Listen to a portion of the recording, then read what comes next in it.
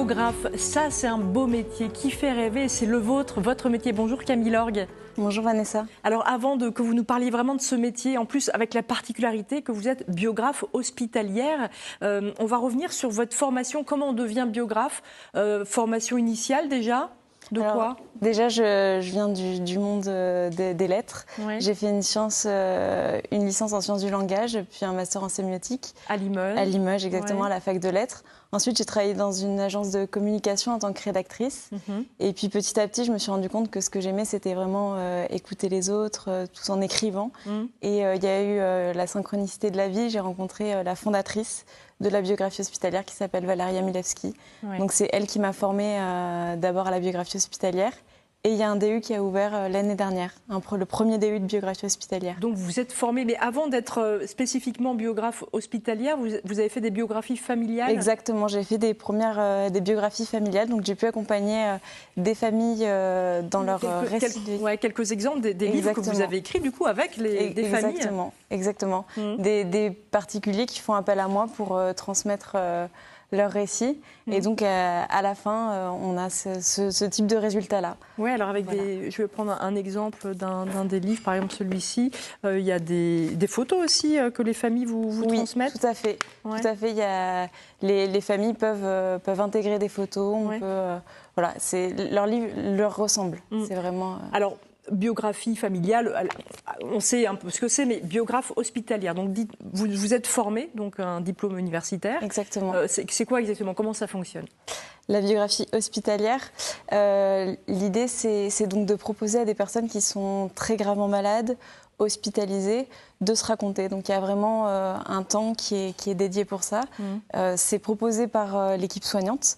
Et donc, il y a un biographe formé qui est intégré à l'équipe.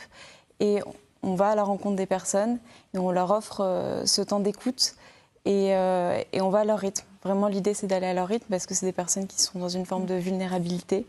Et donc, à la fin, on fait un livre sous la même forme que ça, qui est relié. Voilà, c'est relié par un relieur d'art. En plus, c'est des jolis objets. Exactement. Voilà. Ça existe depuis 2007, je crois, la biographie hospitalière. Vous habitez-vous en Haute-Vienne? Il n'y en a pas encore, parce que ce sont des projets qui s'inscrivent dans des démarches, dans des projets d'établissements hospitaliers. Qu'est-ce qui va se passer du coup? Il y a un projet en cours. Exactement, il y a un projet en cours avec la Polyclinique de Limoges. Donc la Polyclinique est intéressée pour le proposer dans le service d'oncologie. Donc là, on est en train de monter ce projet-là, on est à la recherche de financement, parce que la particularité de la biographie hospitalière, contrairement à la biographie familiale, c'est qu'elle est gratuite pour les patients. Donc c'est l'hôpital, c'est l'établissement qui met en œuvre... L'établissement, et on fait la recherche de mécènes, de dons privés. D'accord, donc il y a effectivement un financement participatif. Vous retrouvez en tapant Camille Lorgue notamment et puis vous avez un site internet. Alors on peut avoir le sentiment que c'est un métier difficile ce que vous faites, surtout en milieu hospitalier. Même d'une façon générale, quand vous êtes face à des personnes âgées qui sont plutôt sur leur fin de vie, et en plus des personnes peut-être malades, ça peut être difficile. Qu'en est-il ? Ça peut être difficile, ça on peut pas je vais pas vous mentir, mais malgré tout, on est à un endroit où, par exemple, avec les personnes qui sont malades, on ne parle quasiment pas de la maladie. Oui. On les amène finalement ailleurs sans forcément avoir cet objectif, parce qu'on vient sans objectif. Mais en fait, on va parler de la vie, on va parler des souvenirs, on va parler de leur enfance. Il va y avoir des rires, il va y avoir aussi des larmes, parce qu'il y a des choses douloureuses qu'on va aller reconvoquer.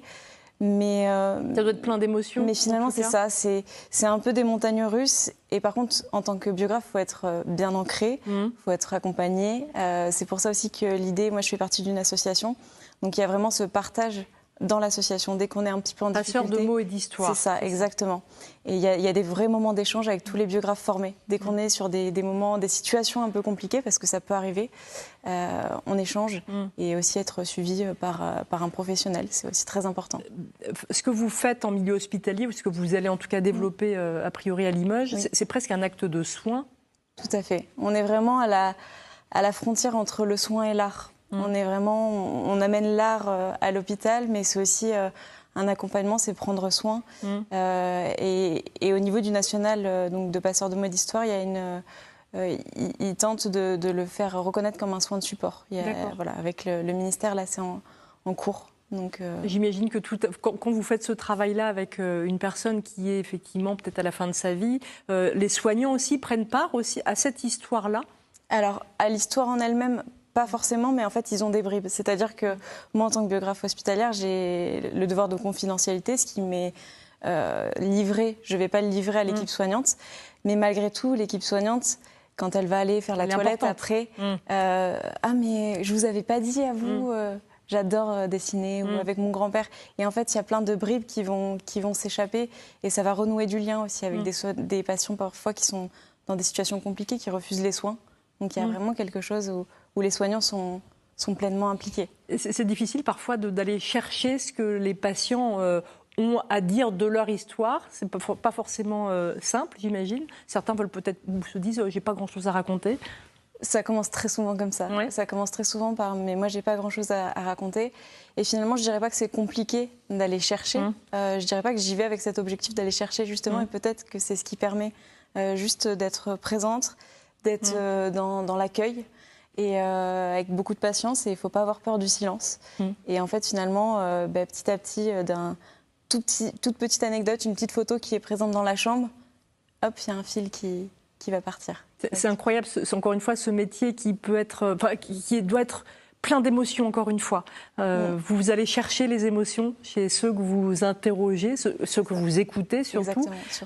C'est magnifique. En tout cas, merci d'être venu nous en parler. Vous restez avec nous. On continue à en parler dans quelques instants. Merci.